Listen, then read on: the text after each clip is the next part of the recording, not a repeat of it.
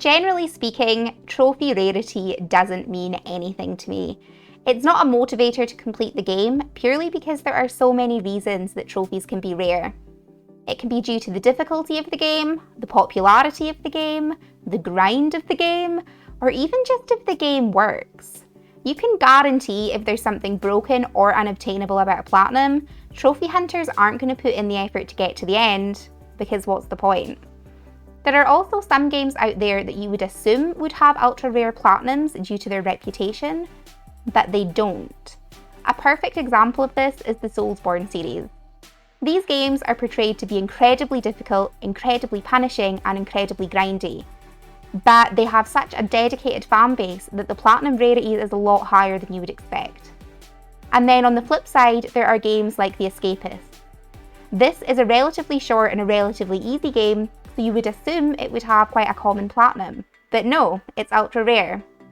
So while rarity doesn't hold much stock for me personally, there are still some of those platinums out there that are ultra rare and that I can't help but want to add to my collection.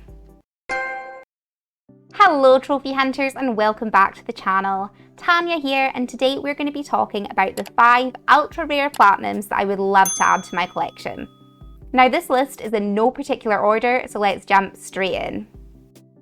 First on the list is 7 Days to Die. 7 Days to Die is an open world survival horror where you're tasked with navigating the harsh post-apocalyptic world, either alone in single player or online with friends. You have to scavenge for resources, build and fortify a base, and just do your best to survive. The real twist in this game is that every 7 days there's a horde night, where zombies are super tough and super fast. This platinum is currently sitting at just 0.92% completion, and some of my rarest trophies are from this game. The reason for that is simple. This game is awful on consoles. The developers have pretty much abandoned the game. They've stopped supporting the console version and they've also stopped updating it. So the game is riddled with bugs and missing so many features that the PC version has. Not to mention, a lot of the trophies are just a ridiculous grind. For example, there's a trophy for killing 2,500 humans, which I ended up boosting this with someone from New Zealand.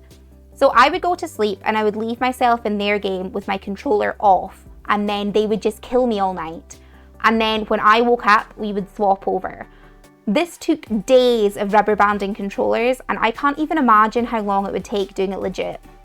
You also have to survive for around 20 hours without dying in a single player game, which is doable, but it is incredibly boring if you turn off zombies because there's only so much harvesting corn one person can do. There's also a trophy for reaching 200 in the wellness skill, which again is a grind because of the lack of resources and options available for console players. So this platinum isn't an ultra rare that I want because of how good the game is or for how coveted it is. I mainly want it because I've already sunk so much time into this game and I want that sweet, sweet reward. Next on the list, we have Red Dead Redemption 2. This is a prequel to the 2010 Red Dead Redemption that released on the PlayStation 3, and this follows protagonist Arthur Morgan and the Van der Linde gang across the American heartlands. They try to survive, they try to make a little cash, but in typical game fashion, it doesn't quite go to plan. Now the story in this game is phenomenal. The graphics are stunning, and I really enjoyed my time in this game. There was so much to do, there was so much to see, and exploring this beautiful world was just an absolute pleasure. So this platinum is sitting at 2.34% completion, and just by looking at the trophy list, it can be hard to imagine why. Nothing seems too difficult to achieve if you just play through the game, right? Wrong. This trophy list is nothing but hundreds of hours of grinding. There are trophies for skinning and studying every animal in your compendium, which I think is around 300. And some of these include tiny birds that never seem to spawn, or those ever elusive moose. There's also a trophy for 100% completion, which although you don't have to do 100% of everything in the game, it does require the player to work through enough of the activities for it to be bothersome. The biggest grind in this, I would say, is the 9 different player challenges that you have to complete. These are tied to things like sharpshooting, hunting, or gambling, and each of these challenges have 10 tasks to do within them, so that's 90 different things alone. Not to mention there's also trophies for things like getting the 70 gold medals for mission completion, or the It's Art trophy, which requires players to find a permanent home for the squirrel statue. But to even unlock this statue, you need to get to the end of the game, you have to do a side mission for Mr. Black and Mr. White, and then you have to do 5 different hunting requests and present the person with the perfect carcasses for all the animals that they ask for. The grind for this platinum is definitely what makes it an ultra rare, and it really is a shame that Rockstar have added so much mind-numbing activities into the game, because it really takes the fun out of what should be a 10 out of 10 game. That being said, I would still love to have the platinum, if only to make Arthur proud. Third on the list, we have Deep Rock Galactic. This was a free PS Plus title at the start of the year, and it's probably one of my favourite free games that we've ever been given. Deep Rock Galactic is a co-op first-person shooter where you and your merry band of miners collect materials, take down dreadnoughts, and harvest alien eggs. There are 4 different classes to play as: a gunner, a driller, a scout, and an engineer, and all of them have unique weapons and sidearms as well as a unique special ability. This platinum is sitting at 0.47% completion, and again, that can largely be attributed to the grind. There are trophies for getting all 4 dwarves to gold promotion, but that requires you maxing out the silver and bronze tiers first. Each tier has 3 promotion levels, so to unlock a new promotion, you have to get your dwarf to level 25. So basically, for this one trophy, you need to get all 4 dwarves to level 150. There are also trophies for completing various hazard level missions, 3, 4, and 5, in a row, and do some really finicky things like getting all 4 dwarves in a match to ride on the back of a silicate harvester at the same time, and then kill 5 enemies each. These trophies you definitely need a good team to boost with, because getting these with randoms just seems so unlikely. And despite the massive time investment, this game is just so much fun. I would love to get the platinum. So if you do happen to play Deep Rock Galactic, let me know, because like I said, I need people to boost with. Rock and stone. Let's wind things down a little for entry number 4, which is Stardew Valley. Stardew Valley is one of the most wholesome games I've ever played, and I love it so much. The premise of the game is simple. You inherit a farm from your grandfather, and it's up to you to make some money and sell some crops. You can upgrade your house, buy animals, go mining, and you even get to make friends with everyone in Pelican Town. I actually named my character Dwight Schrute, and basically my entire save is just a bunch of references to the US office, and I have never loved anything more than I love this save. This platinum is sitting at 2.08% completion, and again, it's due to the time needed to platinum the game.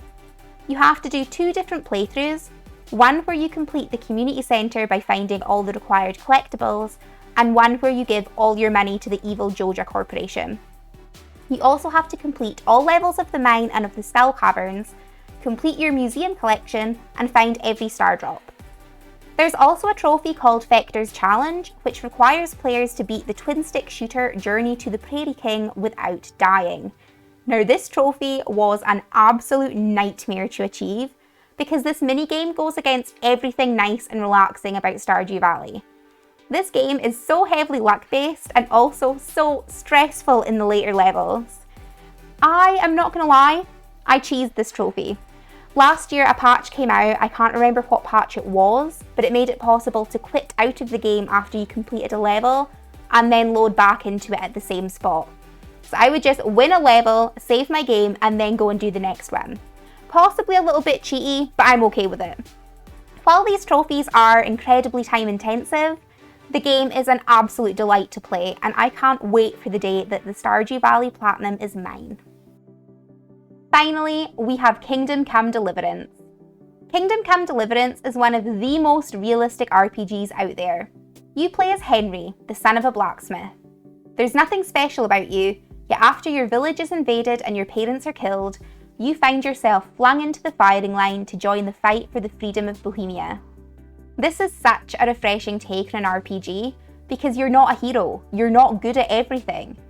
Henry needs to learn how to do everything, even something as simple as reading, which we take for granted. If Henry picks up a letter at the start of the game, he can't read the lore because he can't read. He doesn't know what it says. If Henry wants to make a potion, he has to look at the pictures because the words don't make sense. It's just so incredibly in-depth, and it's just such an immersive game that you can easily get lost in it for hours. This platinum is sitting at 2.26% completion, and there seems to be a running theme in this video because, once again, the main reason for the rarity is due to the grind. So this game either requires 2 playthroughs or some clever save scumming, as there are trophies for Henry to complete the game without killing anyone, while also trophies for killing 200 people. There are trophies for Henry not losing his virginity, while there are also trophies for courting 2 separate people. Now these cannot be done simultaneously, they can't be done in the same save file, so personally I would say it would probably be easier to do 2 separate playthroughs, because saving in Kingdom Come Deliverance is done by making a potion. And if you don't have a lot of these when you need to save your game, you can't save scum it. So one of the biggest things that really sets this game apart from other RPGs is just the challenge that is involved in it. It's almost like we're learning at the same time as Henry.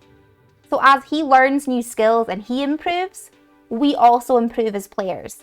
It's such an interesting direction to take the game, and personally I love it. This game is a massive time investment, but I think it's really rewarding getting to see how Henry grows and how he changes throughout the game, and I would love to have this platinum. So these were my picks for the 5 ultra rare platinums that I would love to add to my collection one day. Do you have any of these games on your list? Also, let me know, what are some of the dream platinums you'd like to add to your collection? You know, those games that would just make your list chef kiss. I hope you've all enjoyed this video. Thank you so much for watching, and I will see you all in the very next one. Bye!